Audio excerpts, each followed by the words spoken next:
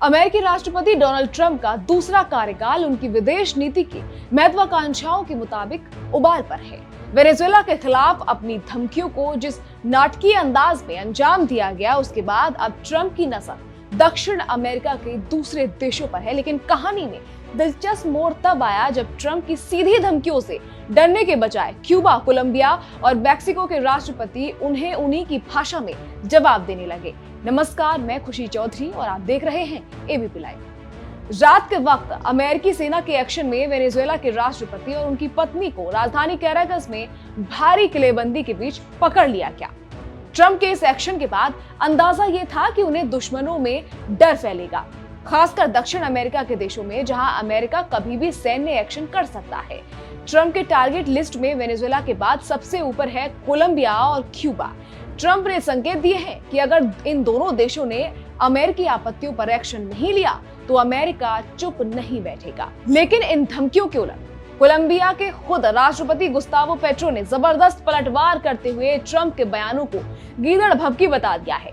Petro ने America के राष्ट्रपति डोनाल्ड ट्रंप को चेतावनी देते हुए कहा, अगर हिम्मत है तो आओ, मैं यही इंतजार कर रहा हूं। पेट्रो का ये चुनौती वाले अंदाज में दिया गया बयान दरअसल डोनाल्ड ट्रंप के बयान की प्रतिक्रिया है। वेनेजुएला ऑपरेशन के बाद एक बयान में ट्रंप ने कहा था कि कोलंबिया देश को एक बीमार नेता चला रहा है जो अमेरिका में कोकीन सप्लाई करता है।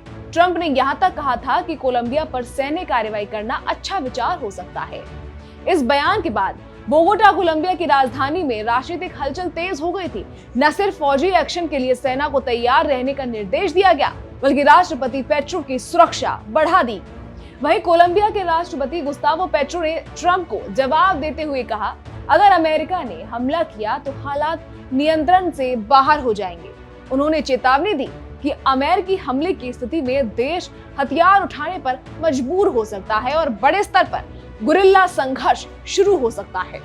पेट्रो ने यह भी कहा कि अगर किसी लोकप्रिय राष्ट्रपति को गिरफ्तार करने की कोशिश हुई तो जनता का गुस्सा जगुआर की तरह टूट पड़ेगा। एक वक्त खुद वामपंथी गुरिल्ला रह चुके पेट्रो ने कहा कि उन्होंने दशकों पहले हथियार छोड़ने की कसम खाई थी, लेकिन अगर देश की संप्रभुता खतरे में पड़ी तो वो फिर से संघर्ष के लिए तैयार हो सकते हैं। यानी पेट्रो ने अमेरिकी राष्ट्रपति ट्रंप से सीधे दो हाथ करने की चेतावनी दे दी है। सिर्फ पेट्रो ही नहीं, अमेरिका का परंपरागत दुश्मन क्यूबा ने भी पूरे देश में रेड अलर्ट जारी कर दिया है। दरअसल वेनेजुएला के ऑपरेशन के बाद ट्रंप ने कहा था कि क्यूबा के पास कमाई का कोई जरिया नहीं है, उसकी सारी कमाई वेनेजुएला और वेनेजुएला के तेल से होती थी। अब उन्हें कुछ भी नहीं मिल रहा है।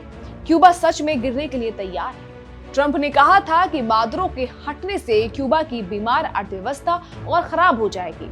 इसके बाद क्यूबा के राष्ट्रपति मिगुएल डियाज कैनेल ने ट्रंप को चेतावनी देते हुए कहा कि क्यूबा के पहाड़, जंगल, समंदर, हर जगह देश के लोग अमेरिका से लड़ने को तैयार हैं।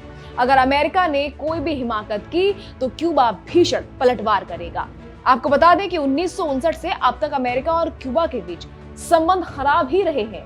फिदेल कास्त्रो के उदय के साथ ही सामान्य संबंध स्थापित करने की कोशिश जल्द ही आपसी आरोप प्रत्यारोप में तब्दील हो गए। कास्त्रो ने अमेरिकी साम्राज्यवाद की निंदा की और सोवियत संघ के साथ संबंध बढ़ा लिए।